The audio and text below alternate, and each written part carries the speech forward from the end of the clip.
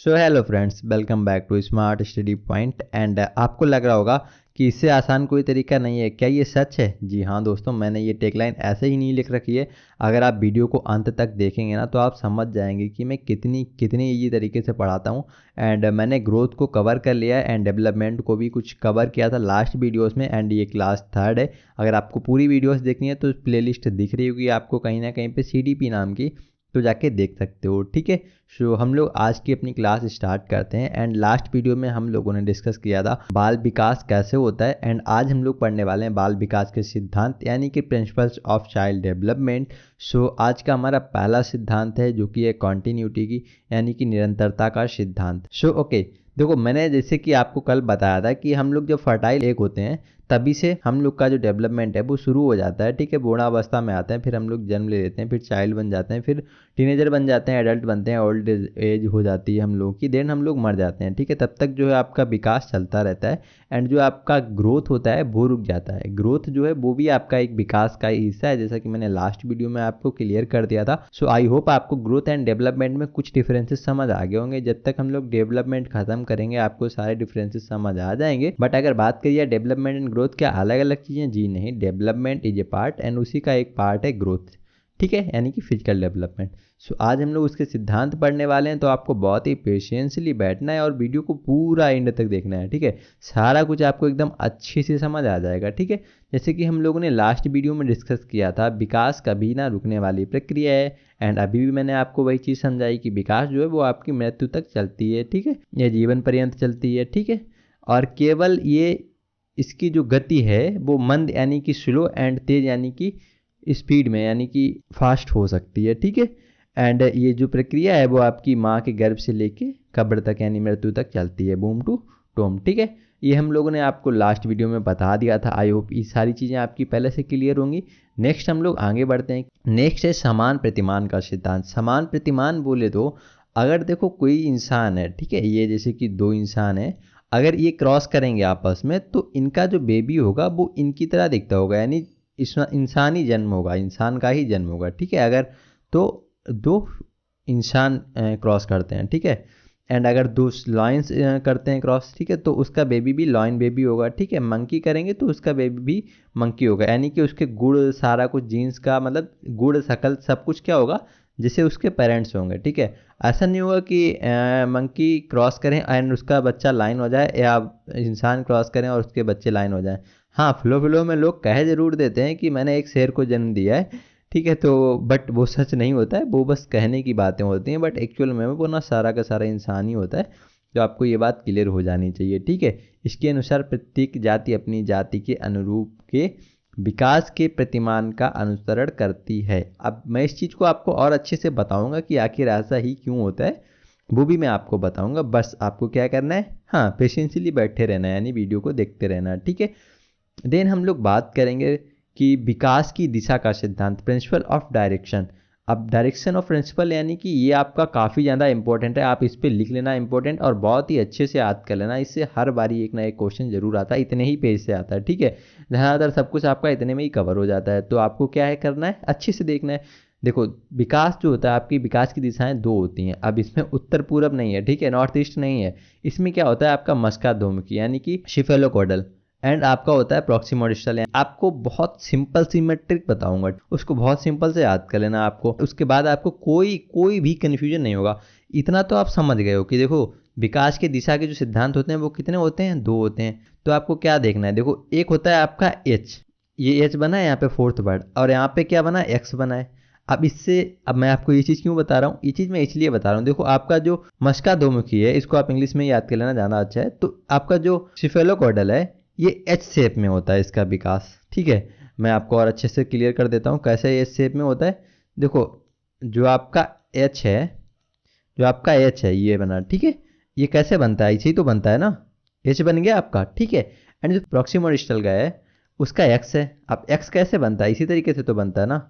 ठीक है, अब आप समझ चुके हो कि अब मैं डेफिनेशन पे आता हूँ कि विकास की दिशा सिर से पैर की तरफ चलती है, तो क्या होता है, शिफेलोकोडल यानी मस्काधोमुखी एच बनेगा।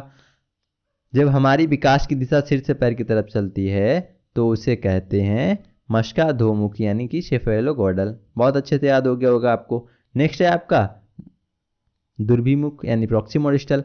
उसमें है दूसरी तरफ जब हमारे विकास का क्रम मध्य से शुरू होकर बाहर की ओर चलता है, यानी कि आपका जो विकास है वो यहाँ से शुरू होता है, ठीक है।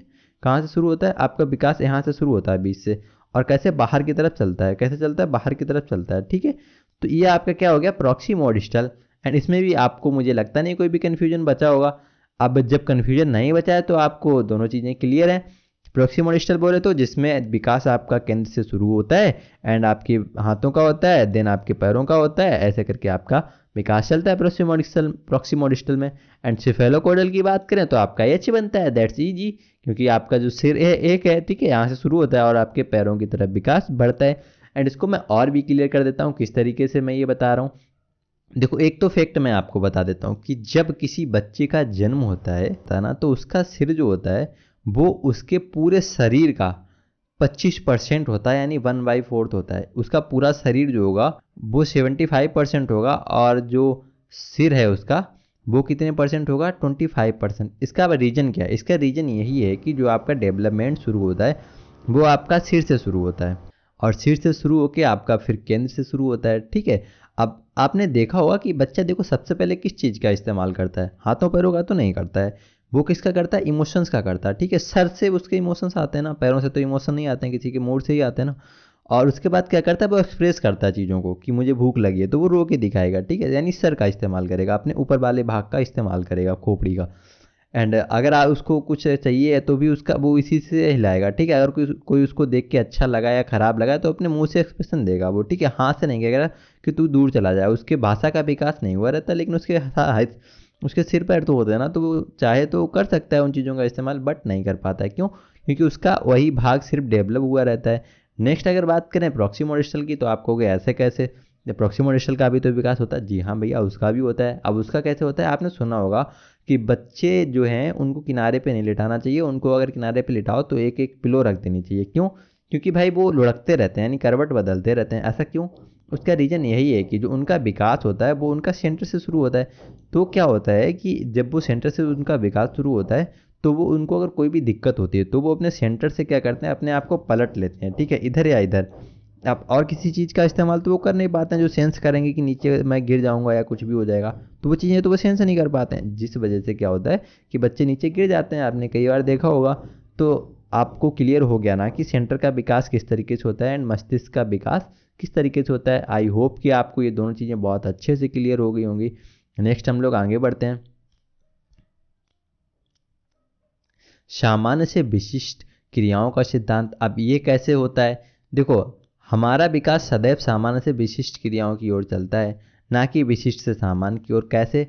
सबसे पहले आप देखो, लेटे रहते हो, ठीक है, फिर आप बैठना सीखते हो, फिर आप उठना सीखते हो, फिर आप चलना सीखते हो, फिर आप दौड़ना सीखते हो। ऐसा तो नहीं होता कि आप सबसे पहले उठे, मतलब जन्म हुआ आपका और आप दौड़ने भागने लगे, ऐसा तो नहीं होता।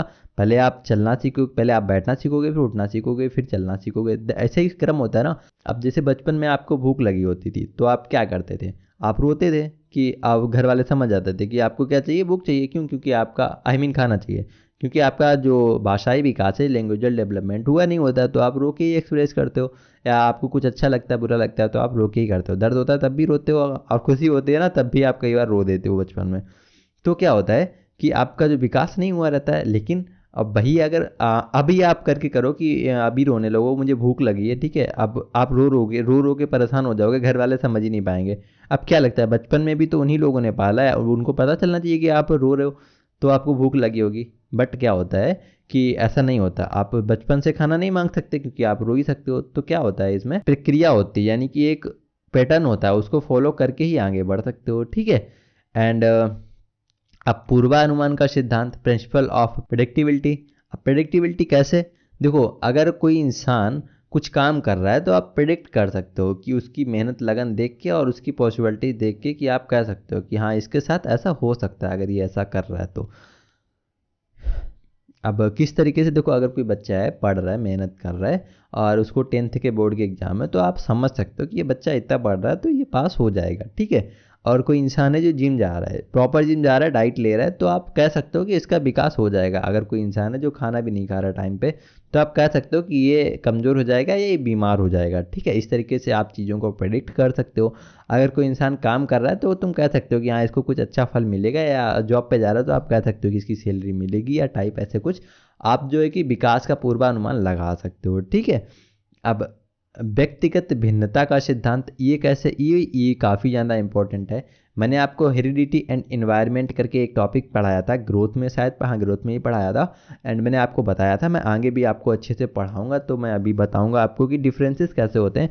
देखो मैंने अभी कुछ देर पहले आपको बताया था कि शेर का बच्चा शेर ही होता है, कभी भी बिल्ली नहीं होगा या कभी भी इंसान नहीं होगा। ऐसा क्यों होता है? ऐसा इसीलिए होता है क्योंकि देखो जो आपकी हेरिडिटी यानी कि आपका जो वंशागत होता है, और आपका इन्वायरमेंट यानी कि जो आप एक्वायर्ड करते हो, अर्जन करते हो। ठीक है, अब हर इंसान को सेम इन्वायरमेंट नहीं मिल सकता, और हर इंसान की हेरिडिटी भी सेम नहीं होती। जीन्स एक ही पेरेंट्स में भी अलग होते हैं, मतलब अगर आपका भाई भी है ना, तो उसमें भी अलग अलग तरीके के जीन्स होंगे। हो सकता है आप में 80% जीन्स हों, उसमें 20% जीन्स हों, उसमें 80% वातावरण की चीज़ें हों और 20% जो है आपकी जीन्स की हों। आपके अंदर हो सकता है 20% जीन्स की हों, 80% वातावरण की हों, मतलब कुल मिला के डिफरेंस हो सकता है। नेक्स्ट हम लोग यही बात करने वाले हैं कि हेरिडिटी एंड एनवायरनमेंट की वजह से किस किस तरीके का आपका जो है डेवलपमेंट हो सकता है, यानी विकास में भिन्नता का कैसे कैसे हो सकती है। तो देखो आपकी सबसे पहले तो मेंटल होती है। अब जितनी चीज़ें यहाँ पे लिखी है ना, ये सेम चीज़ें आप यहाँ भी लिख लेना। ठीक है, मैंने सिर्फ और सिर्फ फिजिकल लिखा है। एंड ये सेम चीज़ें आपकी यहाँ से भी इन्वायरमेंट से भी फ़र्क पड़ता है। ठीक है, मैं लिखना भूल गया फिजिकल एंड ये संवेगन वाला। सो देखो मेंटल कैसे होता है, आपके जीन्स पे भी डिपेंड करता है, क्योंकि हर इंसान बराबर नहीं होता, हर इंसान का दिमाग जो है बराबर नहीं होता। जीन्स के हिसाब से आपका डेवलपमेंट होता है। जैसा कि मैंने लास्ट वीडियो में बताया था, आपकी आँखी कान नाक आपके किसी ना किसी पेरेंट पे गई होंगी। अगर आपके पिता पे नहीं गई तो दादा पे गई होंगी। आई मीन जो है आपका नेक्स्ट पास्ट में जितनी भी जनरेशन्स रही हैं उनमें से किसी ना किसी से मिलता होगा, जाके देख लेना। अगर नहीं मिलता तो फिर छोड़ो, जाने दो, यहाँ पे मैं एजुकेशन दे रहा हूँ, सो सॉरी। हाँ, तो जो है कि आपके किसी ना किसी से जीन्स मिलते ही रहते हैं। ठीक है, एंड उसी तरीके से रिएक्ट करते हैं। अगर किसी के पापा या मतलब गुस्सा मतलब मम्मी गुस्सैल होती हैं, तो हो सकता है उसके जीन्स आ जाएं, तो वो हमेशा चिड़चिड़ा रहेगा। ठीक है, गुस्सैल रहेगा। उसी तरीके से आपका जो फिजिकल डेवलपमेंट होता है उस वो भी इन्वायरमेंट पे भी डिपेंड करता है, और आपका हेरिडिटी पे भी डिपेंड करता है। किसी किसी की लंबाई बढ़ जाती, किसी किसी की नहीं बढ़ती। अब देखो जैसे क्या है कि एक फैमिली है, ठीक है, उसके घर में सब मोटे हैं भाई, सब मोटे हैं। ठीक है, अब एक इंसान पतला हो गया, कैसे हो गया, क्यों? क्योंकि भाई देखो उसको जो है कि बचपन में ही कह दिया गया तुम बेटा जाओ हॉस्टल में रहो जाके। ठीक है, और हॉस्टल में क्या था, खाना बहुत घटिया मिलता था और उसको पढ़ना पड़ता था 12-12 घंटे, तो उसको जागना भी पड़ता था और उसको उतनी प्रोटीन भी नहीं मिल पाती थी जितनी उसके शरीर को चाहिए होती थी। जिस वजह से क्या हुआ, उसके बॉडी पे इफेक्ट पड़ा और अलग हो गया वो। अब बाकी एक भाई था उसका, वो घर पे रहा। अब उसके साथ क्या हुआ, उसका सोशल अलग होगा, उसका सोशल जो सामाजिक विकास होगा वो अलग तरीके का हुआ होगा। और जो भाई उसका हॉस्टल में रहा था उसका उस इन्वायरमेंट की तरह होगा उसी तरीके से उसका कल्चर होगा, उसका कई कल्चर से मिलता जुलता होगा, क्योंकि हॉस्टल में भाई कई जगहों से बच्चे आते हैं, और घर पे क्या है उसको एक ही इन्वायरमेंट मिला तो उसका कल्चर सिर्फ एक तरीके का होगा। ठीक है, इसी तरीके से उसने एजुकेशन अच्छी ली है, उसी तरीके से उसका इमोशनल विकास थोड़ा ज़्यादा हुआ रहा होगा। ठीक है, इस तरीके से आपकी जो है व्यक्तिगत भिन्नताएं होती हैं, और ये सिर्फ इंसान में ही नहीं होती, ये जानवरों में भी होती हैं। बच्चों का विकास व्यक्तिगत भिन्नता के अनुसार चलता है। किसी के विकास की गति तेज होती है, किसी में कम होती है, लेकिन विकास जो है सभी में होता है। ठीक है, बच्चे के विकास में individual differences heredity and environment की परिपक्वता पर डिपेंड करता है। इन्हीं वजह से इंडिविजुअल डिफरेंसेस जो हैं वो आपके होते हैं। मैंने आपको सारी चीज़ें क्लियर कर दी, मुझे लगता नहीं है आपकी इंडिविजुअल डिफरेंसेस में कोई भी दिक्कत आनी चाहिए। ये आपका क्या है, एक सिद्धांत है कंटिन्यू मतलब डेवलपमेंट का। और जो व्यक्तिगत भिन्नताओं का आधार होता है, यानी कोई भी व्यक्ति अगर अलग होता है तो उसके जो बेसिक पॉइंट्स होते हैं वो क्या होते हैं। देखो इंटेलिजेंस होता है कि मतलब हर इंसान बराबर बुद्धिमान नहीं होता है, और किसी भी चीज़ की अगर इंटरेस्ट नहीं है किसी को तो सेम तुम चीज़ें बिठा के सिखाओ उसको, अगर उसके अंदर रुचि नहीं है उस चीज़ में तो वो चीज़ नहीं सीख पाएगा। उसके अंदर वैल्यूज उसकी चीज़ उस चीज़ की अगर वैल्यू नहीं है तो वो चीज़ों को नहीं सीख पाएगा। एप्टीट्यूड यानी कि अभिक्षमता, अगर उसके अंदर अभिक्षमता नहीं है तो नहीं सीख पाएगा। ऐसे पर्सनालिटी होती है। अब जैसे क्या है पर्सनालिटी का अगर बेस्ट एग्जांपल दूं मैं आपको, तो एक लंगड़ा व्यक्ति है, ठीक है, उससे तुम कहो कि मैं तुझे ना दुनिया का सबसे बड़ा दौड़ता यानी कि जो रनर होता है मतलब फर्स्ट लेके आऊँगा तुझे, ओलंपिक दिलाऊंगा, ठीक है, तो भाई क्या लगता है आपको, सामने वाला कितनी भी मेहनत कर ले, वो भाई उसके पैर ही नहीं काम करते हैं तो वो क्या ही दौड़ेगा। तो ऐसे करके क्या होता है, आपका इंडिविजुअल डिफरेंसेस होता है। अब आपको क्या लग रहा होगा कि यार ये तो डिफरेंसेस बहुत बुरी चीज़ है, काश ये नहीं होते तो सबके सब होशियार होते या मतलब अच्छा होता। बट नहीं भाई, विविधता जो है प्रकृति के रंग में और सुंदरता जोड़ती है। एंड परिवर्तनशीलता प्रकृति का एक तत्व है और व्यक्ति इसका अपवाद नहीं हो सकता है।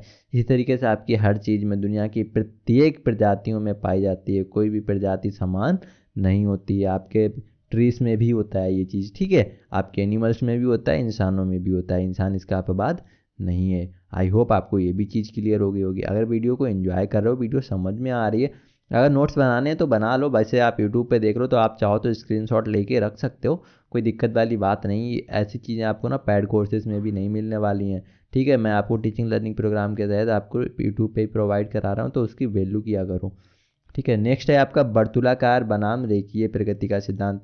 देखो इसमें विवाद भी हुए हैं, वैसे तो मैं सिंपल चीज़ें बता देता हूँ आपको। देखो कॉन्टिन्यूस वाले में भी विवाद हुआ था। जो आपका निरंतरता का सिद्धांत है ना, कहाँ गया कॉन्टिन्यूस का सिद्धांत, हाँ निरंतरता का सिद्धांत, प्रिंसिपल ऑफ कॉन्टिन्यूस है ना, इसमें भी बोला गया था कि ये अनिरंतरता का भी सिद्धांत होता है कि स्टेज बाय स्टेज डेवलपमेंट होता है।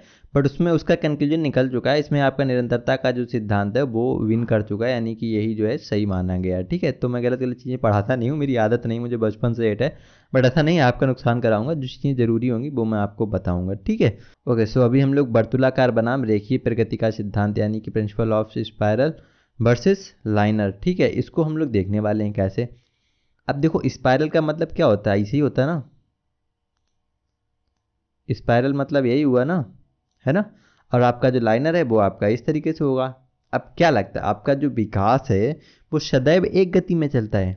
अब आप अपने आप को ले लो, ठीक है, क्या आप हर वक्त आप उतने ही प्रोडक्टिव रहते हो जितने कि आप अभी हो? ऐसा नहीं होता, हो सकता है अभी आप कम हो सकता है अभी आप ज़्यादा हो। देखो स्पाइरल कैसे होता है मैं आपको बताता हूँ। देखो कभी कभी क्या होता है, आपका मोटिवेशन लेवल टॉप पे होता है, कभी कभी बॉटम पे होता है, ठीक है। यानी कि आप बहुत ज़्यादा डिप्रेस टाइप का होते हो और आप पढ़ नहीं पाते हो बिल्कुल भी, किसी भी रीज़न से हो सकता है ये। जैसे आपने जब टीचिंग लर्निंग प्रोग्राम में एनरोलमेंट वाला पेपर दिया होगा, तो आपने एंट्रेंस का पेपर देने के लिए आपने पढ़ाई करी हुई कि क्या पता है गवर्नमेंट कॉलेज मिल जाए, तो आपने पढ़ाई करी, ठीक है, आपने पढ़ाई करी, पेपर हो गया, फिर आप डाउन हो जाओगे।